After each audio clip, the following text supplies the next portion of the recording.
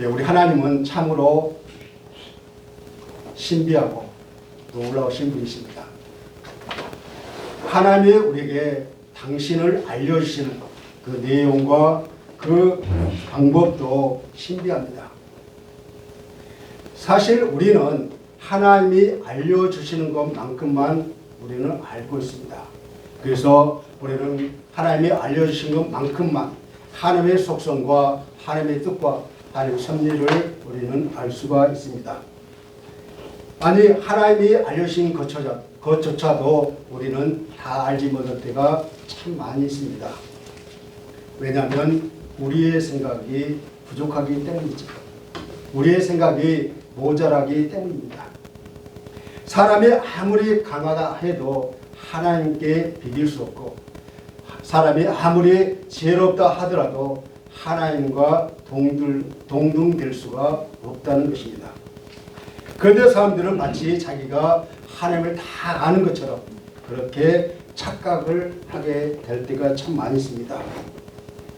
성경이 가르치지 않는 내용을 자기의 상식에 의해서 해석하거나 또 성경에 분명히 나타난 이적을 합리적으로 우리가 추론해서 이해하려고 든다는 것입니다.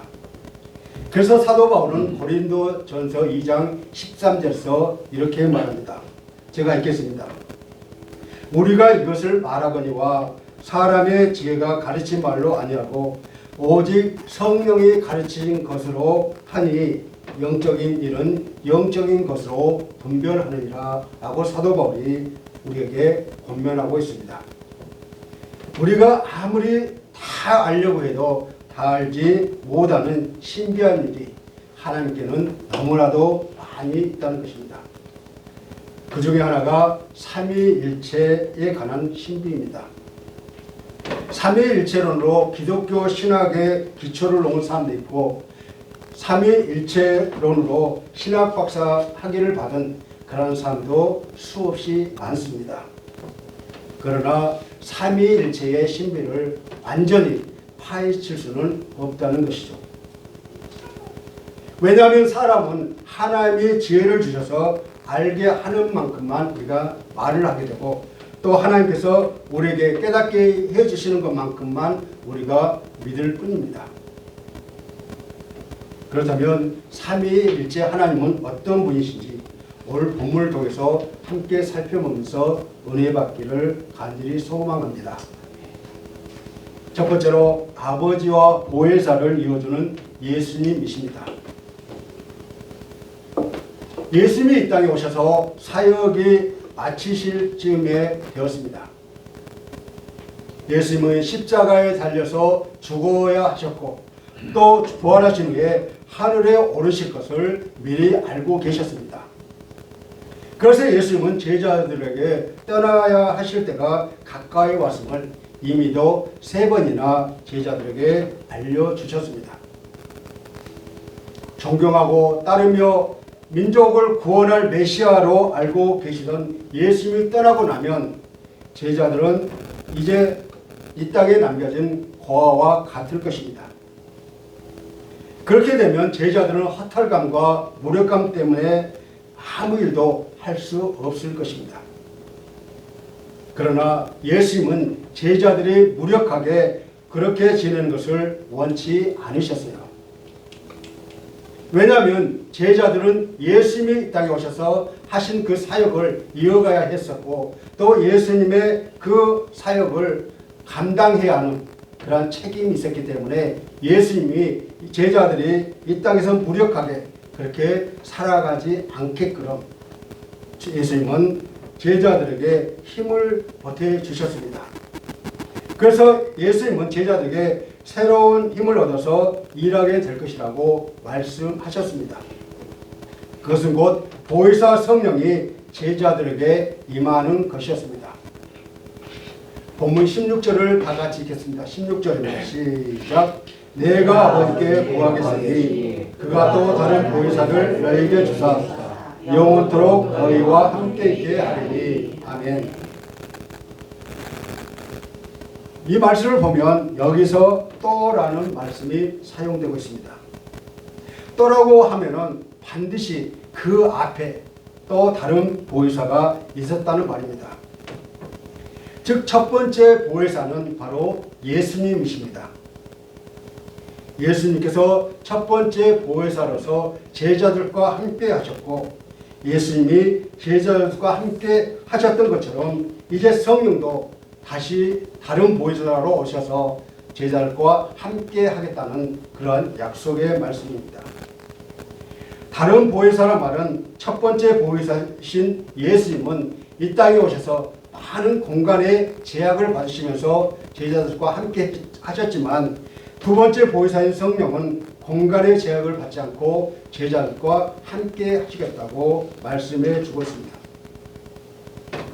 예수님이 십자가를 지시고 부활하시고 승천하신 후에 하느님 나라에 들어가시면 아버지께 구하여서 제자들에게 또 다른 보혜사를 보내주시도록 요청하시겠다고 우리에게 말씀하고 계십니다.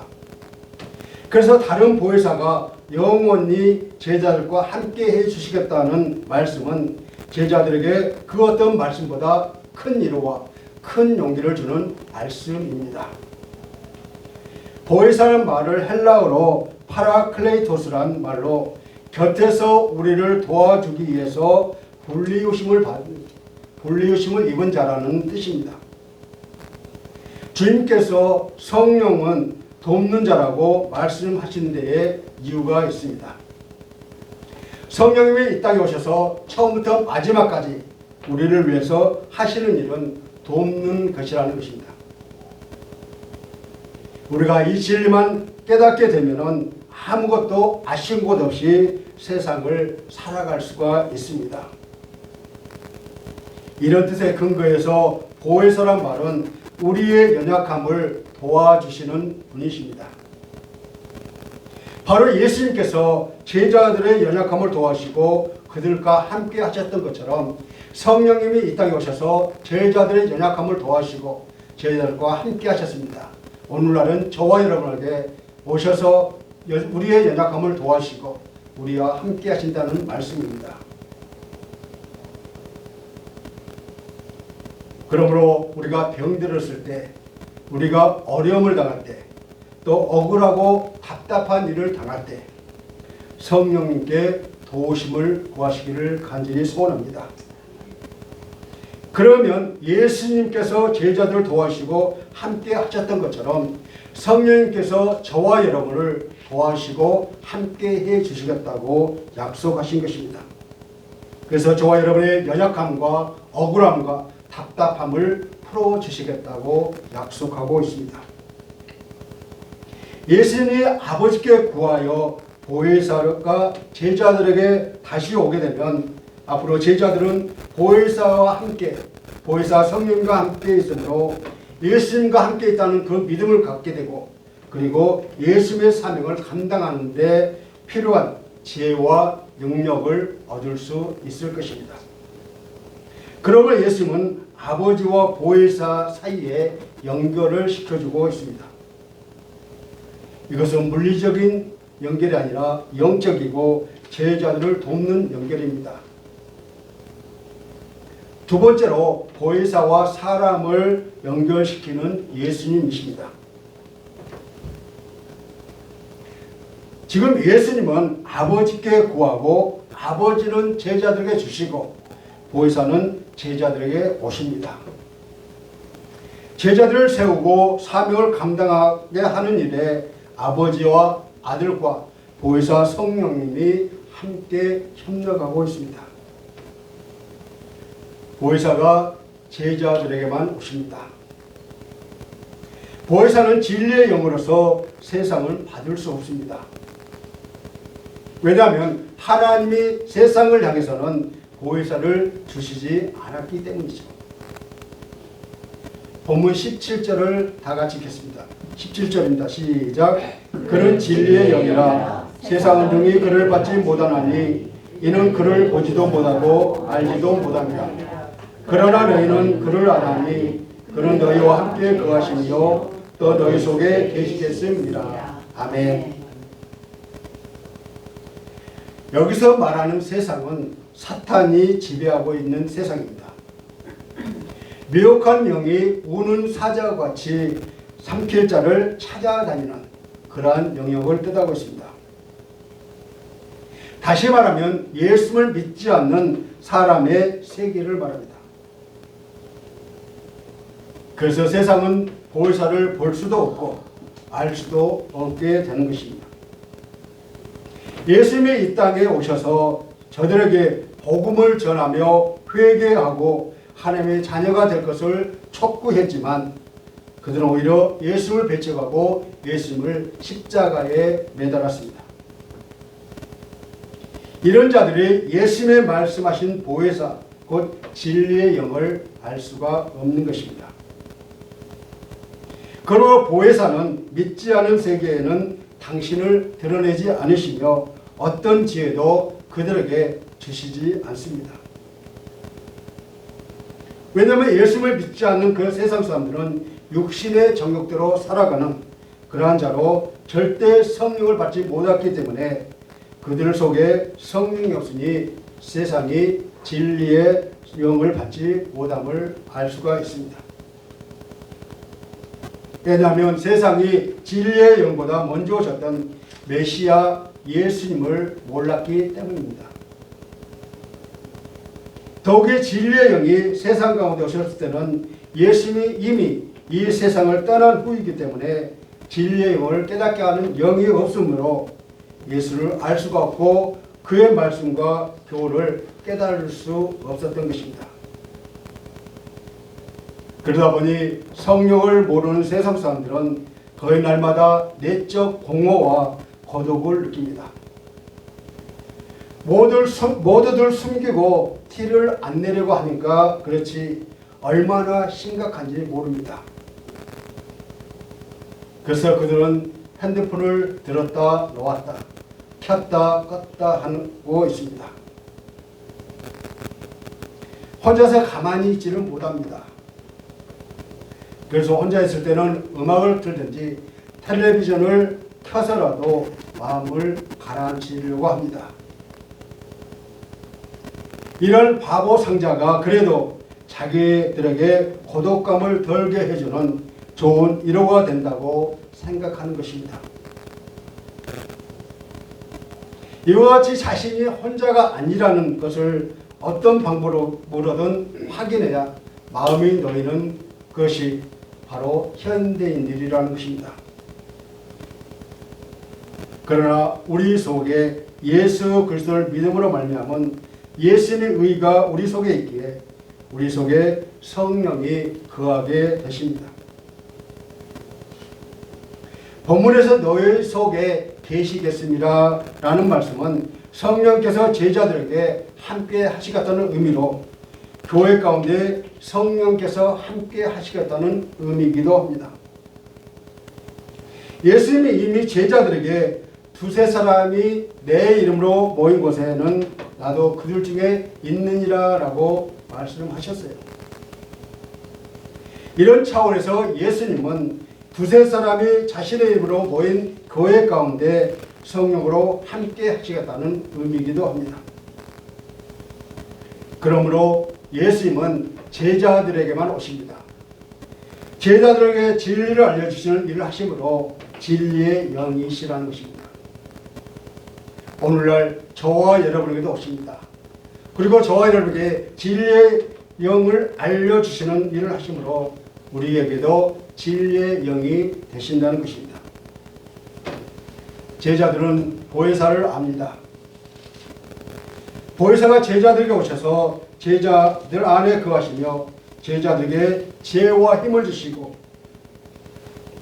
또 제자들에게 예수의 사명을 이어서 감당하도록 감동과 지혜와 힘을 주신다는 것입니다.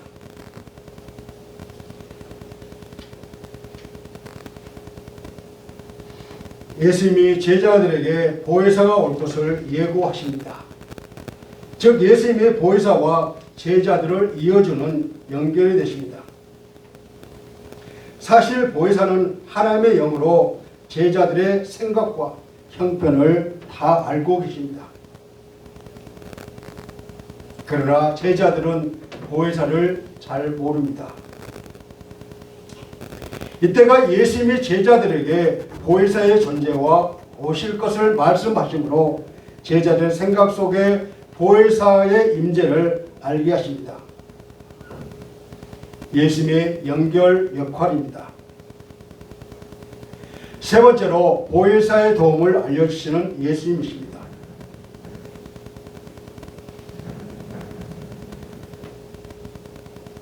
보혜사는 제자들에게 어떤 일을 하실까요? 사실 제자들을 위해서 할 일이 너무나 많습니다. 어디서 어디까지, 언제부터 언제까지, 무엇부터 무엇까지 말하기가 어려울 정도로 많습니다. 이럴 때는 그냥 보혜사가 함께 하신다고 말하는 것이 옳습니다. 보혜사가 함께 하시면 제자들이 무엇이 필요하신지 아십니다. 보혜사가 제자들의 필요를 아시고 필요할 때 필요한 것을 채워주십니다.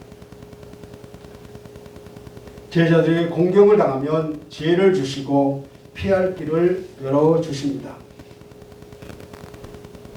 보혜사는 제자들 삶에서 간헐적이거나 잠깐 또는 정기적으로 함께 하시지 않습니다. 보혜사는 제자들과 늘 항상 함께 하신다는 것입니다. 보혜사가 함께 하심으로 제자들은 예수님이 자기들과 함께 하심을 다시 한번 믿을 수 있다는 것입니다. 예수님은 제자들을 고아처럼 버려두지 않았어요. 보통 사람들은 자기 자녀를 먹이고 입히고 키우는 일을 하지만 고아는 잠시 돕는 것으로 끝납니다. 그런데 예수를 믿는 사람들 중에는 고아를 자식으로 삼아서 훌륭하게 키워내는 그러한 모습을 보게 됩니다. 아예 고아를 위해서 기관을 세워 신앙을 바탕으로 체계적으로 키우고 사회와 인류를 위한 훌륭한 일꾼으로 세우기도 합니다. 바로 예수님의 정신을 가졌기 때문입니다. 예수님은 제자들을 고아처럼 대하지 않으셨어요. 오늘 보면 18절을 다 같이 읽겠습니다. 18절입니다. 시작. 내가 너희를 고아와 같이 버려두지 아니하고 너희에게로 오리라. 아멘. 이 말씀은 우리를 고아처럼 버려두지 않으시겠다는 겁니다. 고아와 같이 살게 하지 않겠다는 말씀입니다. 광야와 같은 이 길에서 우리와 항상 동행해 주시겠다는 말씀입니다. 동시에 내주하시는 성령님이 곧 그리스도의 내주하심인 것을 염두에 두고 하신 말씀입니다. 성령님이 우리와 함께 동행하시면서 진리와 생명의 길로 인도하시는 분이시기 때문에 어려울 때 우리는 성령 하나님 앞에 나가서 마음껏 부르짖을 수 있고 또 기도할 수 있고 그래서 필요한 것을 공급받을 수도 있다는 것입니다. 우리가 기도할 때 얼마든지 들으시고 우리 필요를 채워주시는 분이십니다. 세상에는 고아가 아닌데도 불구하고 고아처럼 살려고 하는 사람들이 있습니다. 탕자처럼 아버지를 떠나서 고아처럼 살기를 원하는 사람들이 있다는 것이죠. 우리 부모 대신 주님이 계심에도 불구하고 고아처럼 살려고 또 하는 그러한 자들이 있는가 하면 고아 동행하지 않으며 주님을 의지하지 않으며 구하지도 않은 고아 같은 그런 인생을 살고자 하는 사람들도 있습니다. 그러므로 이 땅에서 고아처럼 살지 않으려면 우리는 성령과 동행해야 합니다. 성령이 없으면 영적인 고아입니다. 기도를 많이 하고 성경 말씀을 많이 알아도 또 직분이나 어떤 행위와 상관없이 우리 안에 성령님이 계시지 않으면 우리는 영적인 고아라는 것입니다. 여기에서 너희에게 오리라 라고 하신 이 말씀은 그냥 저와 여러분에게 오신다는 것입니다. 다시 오겠다는 것이 아니라 그냥 오시는 것입니다. 현재 진행형입니다. 곧바로 오겠다는 뜻도 있지만 지금 온다는 것입니다. 지금 여기에 성령님이 오신다는 것입니다. 예수님이 자신이 간다고 해도 제자들이 고아가 되지 않으며 버림받은 것이 아니라 것은 예수님이 가시게 되면 보혜사신 성령님이 예수님을 대신해서 오시기 때문입니다. 비록 환경을 보면 주님이 안도하시는 것처럼 보일지라도 우리는 내가 너희를 고아와 같이 버려두지 아니하고 라는 이 말씀을 우리는 믿고 붙잡아야 하는 것입니다. 네 번째로 성도들과의 관계를 말씀하신 예수님이십니다. 예수님은 제자들에게 보혜사를 알도록 가르치셨습니다. 세상은 보혜사를 모르지만 제자들은 알고 세상은 보혜사로부터 책망과 심판을 받을 것이지만 제자들은 보혜사의 도움을 받을 것입니다. 예수님이 십자가와 부활 후에 승천하시면 세상은 예수님을 다시 볼 수 없지만 제자들은 예수님을 볼 수 있습니다. 눈으로 보는 것이 아니라 영으로 봅니다. 보혜사가 제자들에게 예수님을 볼 수 있는 영적인 눈을 뜨게 해 주십니다. 본문 19절을 다 같이 읽겠습니다. 시작. 조금 있으면 세상은 다시 나를 보지 못할 것이거든 너희는 나를 보리니 이는 내가 살아있고 너희도 살아있겠습니다. 아멘. 이 말씀이 이해가 되십니까? 세상은 다시 나를 보지 못하지만 너희는 나를 다시 보겠다. 왜냐하면 내가 살아있고 너희도 살아있기 때문이라고 예수님은 말씀하고 계십니다. 그래서 세상 사람들은 못 보고 제자들만 볼 수 있다고 합니다. 예수님께서 제자들은 그를 다시 볼 수 있으나 세상은 볼 수 없다라고 말씀하심으로써 세상에 속한 자들은 본질적으로 예수님을 거부하는 그런 사람들이기 때문입니다. 세상은 어두운 가운데 있어 빛이신 예수님을 볼 수 없을 것이며 그에게는 하나님의 아들을 영접하지 않는 생명이 없어 죽을 수밖에 없는 자들이라는 것입니다. 너희는 나를 보리라 라는 이 말씀은 1차적인 의미로는 예수님의 십자가에 달리신 후에 부활하셨을 때 예수님이 제자들에게 다시 나타나셨잖아요. 그때 예수님을 볼 수 있었다는 것입니다.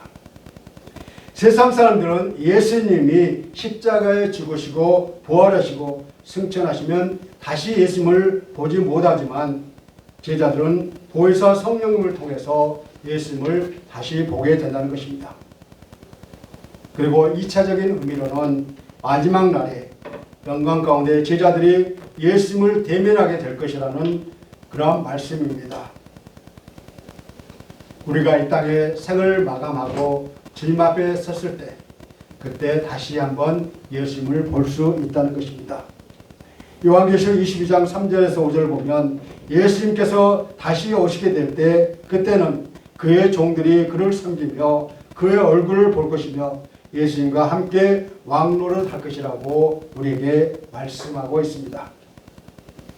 이는 예수를 육적으로 뿐만 아니라 영적으로 볼 수 있는 자들에게 해당하는 말씀입니다. 예수님은 죽음 가운데서 다시 살아나 제자들 가운데 나타나 보이셨으며 지금은 영으로서 하나님의 보좌 우편에 앉아 계십니다. 그러므로 그리스도의 영을 가진 제자들은 그리스도와 같이 부활할 것이며 그를 대면하여 볼 것입니다. 예수님의 살아계심처럼 제자들도 살아있습니다. 영원하신 예수님을 믿는 제자들은 예수님의 영원함에 참여하게 됩니다. 그래서 보혜사가 허락하시는 지혜와 믿음으로 예수님이 영원토록 살아계심을 믿게 되는 것입니다. 예수님이 제자들과 자신의 관계를 보혜사가 이어줄 것이라는 것을 알려주고 계십니다. 이처럼 하나님 아버지, 아들 예수님, 그리고 보혜사가 성령님 모두가 제자들을 도와주고 있습니다. 오늘날 우리도 삼위 하나님의 도움을 받고 살아가고 있습니다. 우리도 예수님의 영원함에 참여하고 예수님의 살아계심처럼 살아서 움직이고 있습니다. 보혜사가 오셔서 우리를 도우시고 깨닫게 하심으로 가능합니다. 우리 같은 죄인들이 삼위 하나님의 도움을 받는다니 얼마나 놀랍고 신비하고 기쁜 일입니까? 삼위일체는 이론적으로 믿기보다 우리 신앙에서 실제적으로 경험하고 고백하는 것이어야 합니다. 왜냐하면 우리가 경험하면 말할 내용이 많아지잖아요. 내가 하나님을 만났다고 우리가 마음껏 이렇게 전하고 싶잖아요. 우리가 주님을 만나고 성령을 만나고 우리가 경험하고 체험해야 한다는 것입니다. 사랑하는 성도 여러분, 우리를 창조하신 하나님은 삼위일체 하나님이십니다. 성부, 성자, 성령이 하나 되어 따로 또는 같이 하나의 목적을 가지고 서로 섬기는 것이 삼위일체 하나님의 본성입니다. 오늘은 삼위일체 주일입니다. 우리가 믿는 하나님은 우리의 지혜로 측량할 수 없는 분이십니다. 그분은 우리 가운데 신비로운 방식으로 역사하시고 경험되어지는 분입니다. 믿는 자들이면 모두 다 하나님을 경험하는 성령 충만을 받는 우리 모두가 되시기를 축복합니다. 그렇다면 무엇보다도 우리 신앙의 생활의 근본이 되는 하나님을 사랑하는 기초가 튼튼한지 살펴보시기를 원합니다. 만약 주님을 향한 첫사랑이 식어졌다면 어디서 떨어진 것인지 생각하고 회개하는 오늘이 되시기를 소원합니다. 그래서 다시 주님과의 첫사랑이 회복하고 성령의 충만을 받아 주님이 주시는 각종 영적 은사와 성령의 열매로 하나님께 영광을 돌리는 전도의 사명을 다하는 우리 모두가 되시기를 주님의 이름으로 간절히 축원합니다.